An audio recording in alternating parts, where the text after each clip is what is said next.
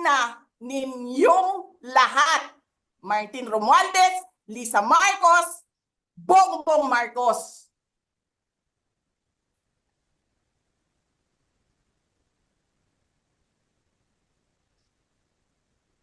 Ginigit-git nyo yung mga tao ko dyan sa envelope na yan. Lisa Marcos, naalala mo? Nagpadala ka sa akin ng video?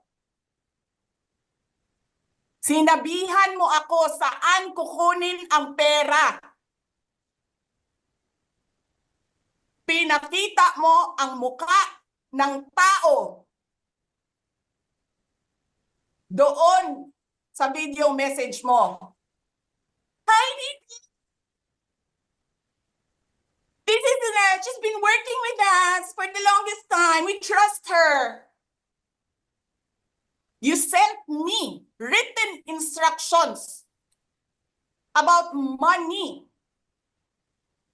Millions a month.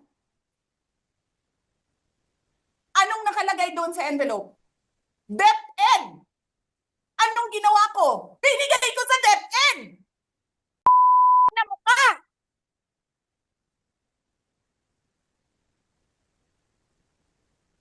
Wala ka ngang posisyon sa gobyerno, namimigay ka ng pera ng gobyerno eh.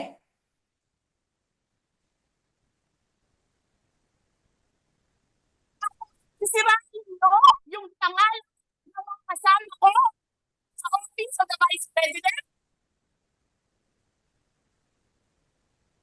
Sasabihin nyo sa mga tao, nakaw yan, confidential funds yan. Niwala nga kayong isang proof na confidential funds yan. Naniwala lang kayo sa isang babae na ang pangalan ay Gloria Mercado na nagsabi confidential funds yan, na hindi nyo nga nilabas na wala pang confidential funds, meron ng white envelope. Kasi 2022 pa lang, may utos na ng pera sa DepEd.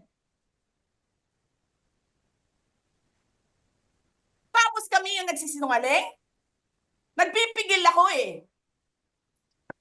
Kasi gusto ko lang magtrabaho. Gusto ko lang tapusin nyo na yung show ninyo dyan sa House of Representatives para makabalik na kami sa trabaho namin.